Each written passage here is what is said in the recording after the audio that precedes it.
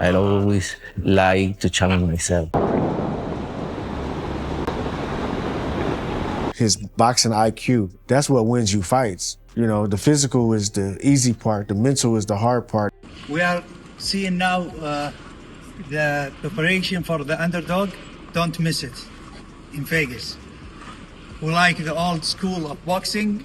Come and see it. This fight itself is the biggest fight you can make in all of boxing. Just days away, Canelo Alvarez versus Terence Crawford is set to explode. Experts weigh in on power, timing, and strategy as fans eagerly await one of boxing's biggest showdowns. Meanwhile, as betting odds became a hot topic, Showbiz the Adult gave his take on why many fans still respect Crawford. He explained that despite the close odds, he sees a big difference in size and age. Showbiz noted Crawford at 38 is stepping up to face a younger, undisputed Canelo. While he expects it to be competitive, he predicts Canelo will eventually stop Crawford. The funny thing is, I can't believe that the odds were that close. I mean, that shows the respect that people have for Terence Bud Crawford. But for me, a 38, you guys know my takes, but a 38-year-old welterweight versus Saul Canelo Alvarez, undisputed super middleweight, who is 3 years younger than him. Listen, Terence Bud Crawford is too good for it to not be competitive for as long as it lasts, right?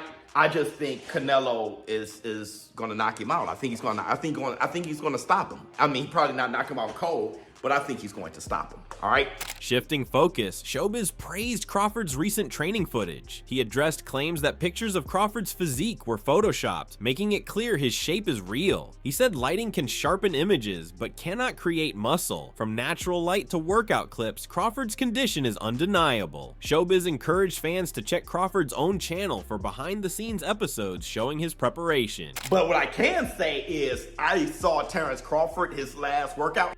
And for all of you guys who said that this photo was photoshopped and said that this wasn't real and all that shit, look at Terence Crawford's physique. Look, certain stuff you can't fake. Yeah, you could probably up the sharpness here, have certain lighting here, but it doesn't give you more muscles. If you're in shape, you're in shape. It doesn't add muscles that aren't there, like real Photoshop type of thing. Yeah, the lighting was good. He just got a pump out, right, a workout on, pause. But still, this is how he looks, right here. Just like you see him in natural light, you see him in black and white. The guy is in dog shape, all right? Another thing I liked about this episode, if you guys got to go to Terence Bud Crawford's channel to see his episodes. Moving on, the talk moved to timing. Sean Porter and Nestor Gibbs said timing is more important for Canelo than Crawford, even though Bud has been out for 13 months. They also noted this would be Crawford's second fight with 10-ounce gloves. Both agreed his power is still there, but pointed out he got hit more in the Majimov fight, raising questions about extra weight. And what I'm seeing in my timing being picked up and stuff like that, to me, timing is the most essential thing for Canelo in this fight. Why for Canelo and not for Bud, who hasn't fought in 13 months? I don't think his timing is going to go anywhere just being out of the ring for 13 months. Wait a minute. We moving up in glove size, aren't we? This will be his second fight with 10-ounce gloves. I think that happens when you get to 54. Yeah, for sure. His second fight with 10-ounce gloves. The power disappeared. He got hit more this fight with Majimov. Like, I don't think the power disappeared. What? It was his first non-knockout. I think it was the guy. I think it was the guy he was fighting. There's so much to analyze in that Majimov fight. But what about what Virgil did right after that? I was worried about the respect Majimov had for for Crawford in that fight. Next, as the talk continued about Crawford moving up in weight, Sean shared his view based on personal experience. He said Crawford handled the move the right way, focusing on training and strength. Porter compared it to the work he did as a young fighter to build size, power, and punch resistance, explaining how proper preparation makes a big difference when stepping into higher weight divisions. I mean, you always had that back. You always had that back. You did that on purpose. So here's my thing with Crawford going up. I feel like he went up the right way. I did my research. Yeah, he was hitting the weights and all those sorts of things that I did when I was 17, 18, 19 years old, which was what helped me maintain that size, that strength, that power, the punch resistance, and all those other sorts of things. A 12-ounce glove, amateur boxing glove, you know what I mean? So, and back then, those guys weren't, it was amateur, 2-minute rounds, It's all about points back then. Like now in the amateurs, it ain't about points. It's about, who's beating up the other guy now, So the style and everything was so much different. Adding on, Nick Pete explained that this fight is huge because of who's in it. Canelo is still the biggest draw in boxing, pulling huge crowds and attention everywhere. Crawford is considered one of the best pound-for-pound fighters today. Now he's moving up 2 weight classes to face Canelo, who dominates the super middleweight division. Pete said this fight has many layers, like a sweet Spanish onion to unpack. But you've got the former pound-for-pound #1 boxer on the planet, and arguably, well, it's not even arguably, they're still the biggest draw in world boxing. Yeah. Nobody pulls a crowd like Canelo. Fact. Doesn't matter where you are in the world, he brings bigger numbers and more eyeballs than anybody else. And then you've got Terence Crawford, who there's a real strong debate. In other eras, there wouldn't even be a debate, but there is a debate, is the greatest pound-for-pound boxer of this generation right now. Jumping up 2 weight divisions to take on Canelo, that took over this super middleweight division with the breeze of his hands. But since then, it's kind of been playing it safe a little bit. There's so many layers to this. It's like a sweet Spanish onion. There's so many layers to peel back on this fight. Pete said this is the biggest fight you can make in boxing. He explained that while there's a full undercard with around 10 fights in Las Vegas, almost everyone tuning in on Netflix is there for the main event. The undercard matters, but the focus is clear. Fans are all watching for Canelo versus Crawford. That's what boxing is about. This fight itself is the biggest fight you can make in all of boxing. So does it matter that the undercard is boxing? And could we have expected anything else? Because it is a boxing event. They've got to do something with the undercard.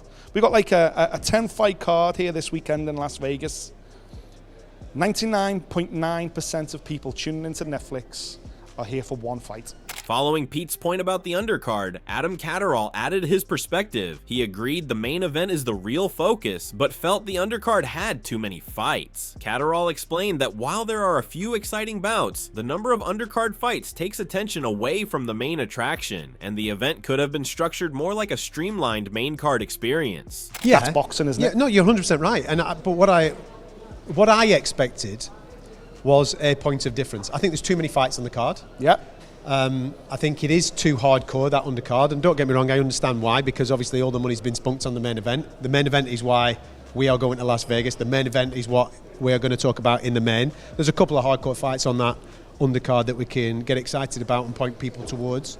Absolutely, but I think there's too many fights on it. I think if they'd have just treated it like main card UFC, and just gone 5. Moving on, after examining Crawford's training, discipline, and strategic approach, analysts shifted focus to his physical condition and technical abilities. Joe Rogan and the team discussed how Crawford looks in the ring now, comparing his strength, size, and skill to Canelo. They also considered his 2-year break and previous high-profile wins, highlighting both his potential advantages and the challenges he may face against top-level opponents. Ripped versus him fighting now at 68. Ripped, and he definitely looks thicker. He looks quite a bit thicker. Technical, he's better than Canelo. I just don't see him beating Canelo. I don't know if he's better technically. Canelo's pretty good technically. Pound for pound, #1 in the world. He's not even close. so good, not even dude. close. Yeah. Crawford's so good. What he did to Errol Spence is unbelievable. Man. But then also remember, Crawford hasn't fought in 2 years.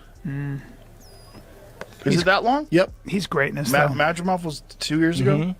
Well, the thing about Errol Spence, though, you got to remember, Errol Spence crashed his Ferrari and flipped it and flew out and landed on his head. Like, he got f***ed up in that car accident. I know, but I don't think it had anything to do with it. I think Crawford's just got a higher fighter. No, I had to do something with it. A guy that gets that up. Crawford's so good. Like, he does that to everybody. Furthermore, Roy Jones Jr. shared his early thoughts on the fight. He liked that Bud took his time to get ready and build strength. He praised Canelo as an experienced and powerful puncher. Jones said if Bud can handle Canelo's punches, the fight will be exciting, with several ways for Bud to win, making it unpredictable and worth watching. How do you see this fight playing out?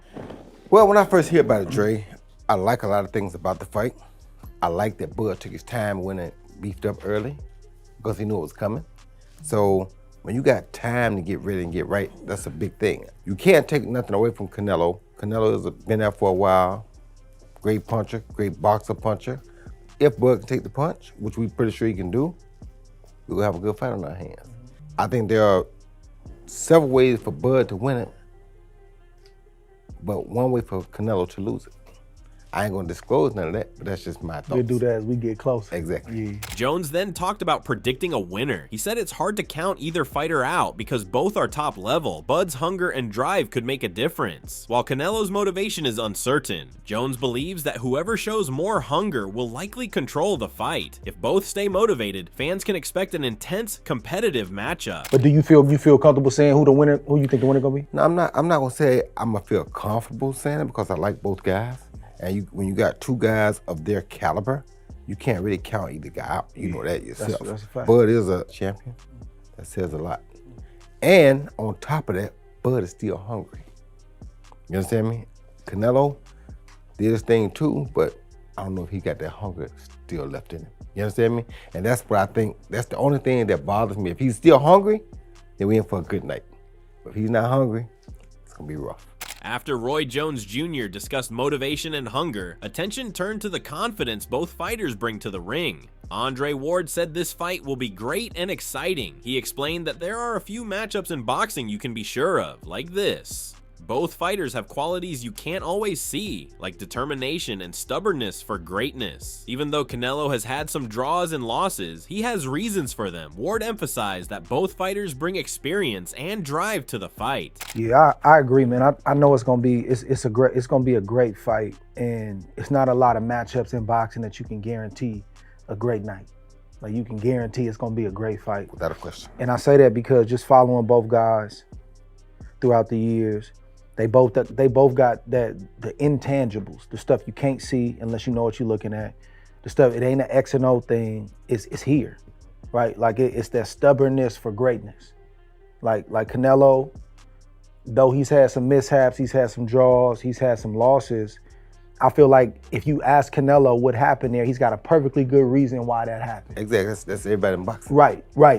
He don't have a definitive loss per se. I mean, Bivol, but you know, he can still say, I moved up in weight. Yeah. Adding on, Teddy Atlas focused on Crawford's strategy. He explained how Crawford can use his strengths to handle Canelo in the ring. Atlas said Crawford should control the outside using his reach and footwork. He should use his legs and length to manage space, get angles, and be ready to punch. Canelo's slower feet are a concern, similar to his loss against Mayweather years ago. If Crawford uses his speed and IQ, he can exploit that weakness and make it hard for Canelo to close the gaps. I'm looking for my synopsis of it. My overview would be I'm looking for Crawford to win the outside. Use his length. I know he's still got good length on him. Use his length, use his legs a little bit, grab the canvas. He's not gonna run, but just control space, get angles, be ready to punch. Don't allow Canelo to freely walk in. And where I think he gets served is that, again, Canelo's feet aren't that fast. Why did he lose to Mayweather a long time ago? I know it was a million years ago. I know. But it wasn't because his hands were too slow. His feet were too slow. He couldn't close the gaps fast enough. Atlas then described how Crawford can further control the fight and limit Canelo's offense. He explained that Crawford should use his jab and movement to maintain distance. Canelo is accurate and can target the body, especially with his famous left hook to the liver, but Crawford will try not to let him get in position. By controlling the outside, Crawford can avoid most of Canelo's offensive activity, reducing the risk of taking big punches and staying in control. I think he's going to have a problem in that same area. If I'm right, if Crawford maximizes the things that favor him. Speed, legs, IQ, length, using the jab to control that length. I can see where Canelo could have trouble getting close enough. I also see that, again, he's not busy like he used to be. Yeah, he's accurate. Yeah, he'll go to the body. He'll look to throw that left hook to the liver. That's one of his famous punches. That's a punch that makes sense against a smaller man that can take the legs away from a smaller man. Finally, Atlas analyzed Canelo's power and how much of a threat it truly is if Crawford executes his strategy. Atlas noted that while Canelo is bigger and more powerful, he isn't dangerous if he doesn't throw punches consistently. Crawford's focus on controlling distance and limiting Canelo's activity could neutralize his strength. If Canelo doesn't land enough big punches in quantity, Crawford's tactical advantage could dominate the fight and make Canelo less of a threat than many expect. I don't know if he'll get in position to do it.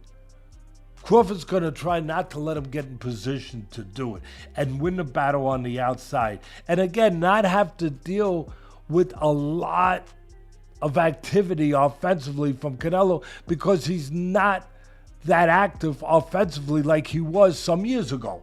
So that's going to help Crawford. Yeah, everyone says, oh, he's the big, Canelo's the bigger guy, he's the more powerful guy. Okay, fine.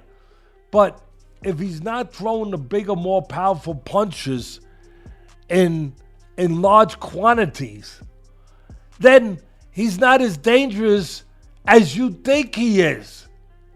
Because he's got to throw them, he's got to land them. Furthermore, after analyzing Crawford's strategy, Andre Ward noted that Terence has stayed active for most of his career, except for the past year. Inactivity can go both ways, but Crawford used this time wisely. He avoided serious punishment, trained consistently, and kept his body healthy without drinking or smoking. Even while resting, he worked on his skills, which keep him sharp and ready for high-level competition. I think Terence has been active, with the exception of this last year or so. I think he's been pretty consistent. The inactivity can go both ways. I've had some injuries throughout my career. I have, there was a moment where I was fighting a lawsuit and trying to get my business stuff together when I was active. And, a lot of people, the low hanging fruit is you lost 2 years. And I look at it like I gained 2 years. Like I'm not taking any serious punishment. Ward continued that Crawford hasn't gained extra weight or lived an unhealthy lifestyle. While taking time off, he focused on his craft and maintained discipline, which makes him different from fighters who take breaks and struggle to return. This careful approach ensures Crawford stays in top condition and prepared for a big fight, keeping him competitive even as he nears 38 years old. But I'm also not abusing my body. I don't drink, I don't smoke, and I'm in the gym and I'm staying consistent on my craft and I'm trying to find a way to get back. That matters. So you're resting, but then you're also working on your craft. I'm not getting 30 pounds overweight. I'm not living the party life and then saying, oh, here's a fight now after 2 years. Let me try to get myself together. That's a huge difference. So I think where Terence is in his career right now, he's got miles on the odometer. Moving on, after discussing Crawford's skills, condition, and past performances, attention turned to the excitement surrounding the matchup itself. Dan Rafael shared his thoughts on how both fighters are approaching the fight mentally and physically. He emphasized the challenge of Crawford moving up 2 weight classes and how both champions are likely to be fully focused, setting the stage for an intense and high-stakes showdown in September. I mean, it's a big event. It's probably the biggest event of the year in boxing. They're both great fighters. They're both Hall of Famers in waiting. As a boxing fan, I'm thrilled because it's a very fascinating matchup with 2 all-time greats. With the obviously caveat that you got Terence Crawford moving up 2 different, 2 weight classes to see what he can do against the undisputed champ. Neither guy looked good in their last fight, but I suspect they're going to be a lot more into this fight. You know who you got in front of you in September, and Crawford's saying, I'm fighting the great Canelo Alvarez. Canelo's like, I'm fighting the 4-division champ, pound-for-pound type guy in Crawford that's never lost. I better be really prepared. So I'm hopeful that aspect that they're really tuned in will make it a bigger and better fight. The countdown to Canelo versus Crawford is on, and experts say this fight is huge. It's a battle of skill, strategy, and experience. Crawford's disciplined training, smart game plan, and careful body management make him a strong contender, even moving up 2 weight classes. Canelo's experience, power, and global superstar status add extra excitement. Fans can expect a fight where speed, timing, footwork, and focus could decide the outcome. Crawford will try to keep a distance and use his speed, while Canelo aims to land powerful punches. Strategy, hunger, and execution will likely decide the winner. Who do you think will take the win in this high-stakes showdown? Canelo's power and experience, or Crawford's skill and precision? Comment below and share your prediction.